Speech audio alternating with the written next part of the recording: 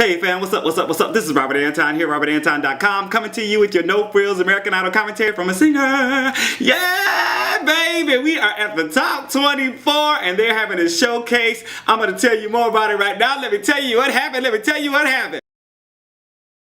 It's the top 24. Ryan made a speech at the top of the hour saying Idol is the only show that takes someone and turns them into a superstar. Is that a dig at the voice or what?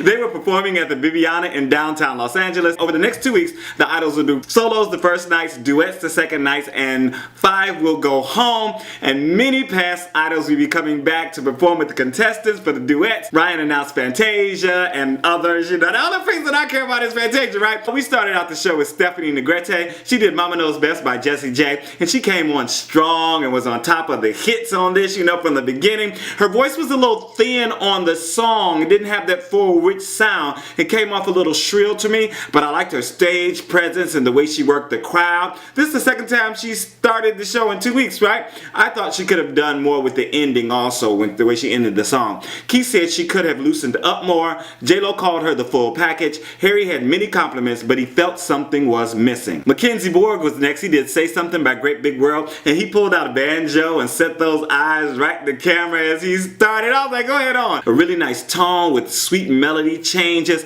Very passionate performance as the camera got all up in his face, all up in his nostrils. He was promoting and they just went all up in here. I was like, come back a little bit. We don't need to see his nose hairs. J-Lo said it was very natural. Harry said nice work and he changed the melody but kept the integrity of the song. Keith said he really believed it and called it a really good song choice. Then we had Jeneve Rose Mitchell. She did Angel by McLachlan and she played the harp and stood up and performed this song. I felt like at times she was a little distracted because she had to keep looking to make sure that her fingers were in the right positions and stuff, and it stole a little bit from her actual emotion and performance. But having to play those notes, she still had a wonderful sound, lots of emotion, a wonderful cry in her voice. Harry said she did a disservice by playing the harp on this song. Keith called her the real deal because she played the harp standing up. J-Lo said she was not sure about her before tonight, but she had goosies everywhere tonight. Jenna Renae was next. She did My Church by Maren and Keith hollered that he loved this song as soon as she started. I liked her look and attitude. It sounded like she was trying to keep her voice grounded on the bottom when she was hitting the lower notes,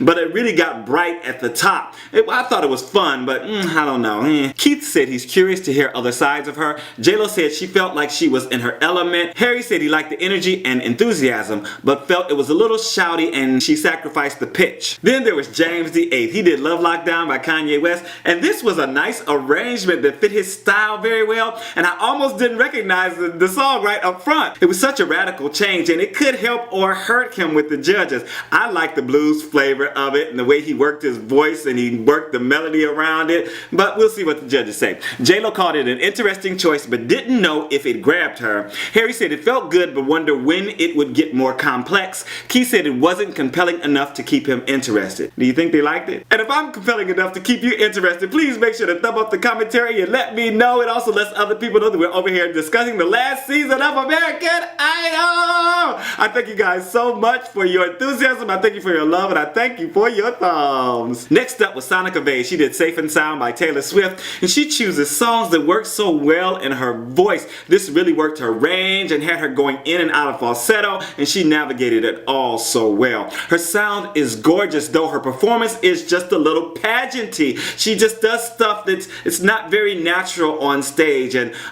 yeah, anyway, Harry told her to accommodate the words even more. Keith said her voice is so good. J-Lo called her voice beautiful but told her to choose songs that make her heart sing. Gianna Isabella was up next. She did I Put a Spell on You by Simone, and I was surprised at this song choice when I heard the music, but it really gave her a chance to show some emotional grit beyond her years. I wish she would have dressed the part a little better to fit the song, though. She was like in this baby doll dress or whatever, cowboy boots, and she should have been like a seductress kind of thing, you know, at least in darker colors. Anyway, Harry told her to challenge herself to arc the performance and find as much meat as she can. Emily Brooke did I Am Invincible by Cassadee, and this started out a little too low in her voice and I wasn't liking the effect. Something was also off with her and the band. They were clashing and there was some, her commitment to the song was good, but I was just distracted from all the whatever was happening. J-Lo didn't like the song in the lower part of her voice. Harry told her that she has to sell the lyrics and he didn't feel it and noticed she struggled with the pitch a lot.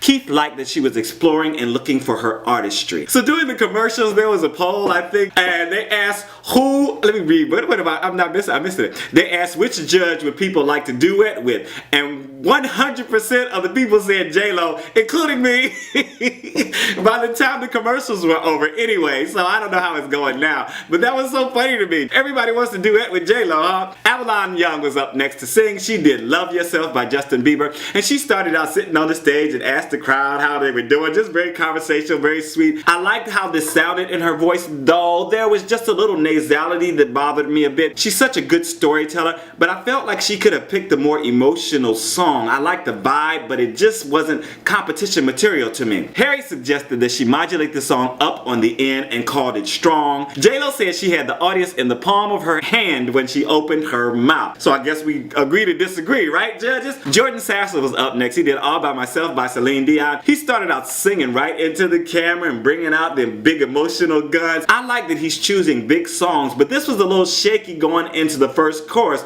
but he killed the long note. This was balls to the wall the whole time, and it didn't always hit the mark perfectly, but it was the most exciting performance of the night so far to me. Great ending too. Harry said he has a great voice, but it was too show-offy for him. Keith said he wanted more heart. J-Lo was worried during the performance that he wasn't making the notes. Again, I guess we just gonna agree to disagree, judges. Thomas Stringfellow did Creep by Radiohead, and he played the guitar and looked kind of country on this, just the way he was dressed and stuff, but he was a little off pitch in the very beginning. He hit his stride before the chorus and worked his falsetto into the mix. At times, I didn't think he was gonna make it, right? This was pretty intense at points, and I liked the push and I liked the emotion, though I wasn't crazy about them faces he was making. Some of them were just like, I was like, but go on and sing, boy, sing. J-Lo said he pushed the envelope. Harry called it tremendous and strong. Keith called him really compelling. And in the pimp spot, once again, LaPorsha Renae did Proud Mary by Tina Turner, and I was excited as soon as she started this nice and easy.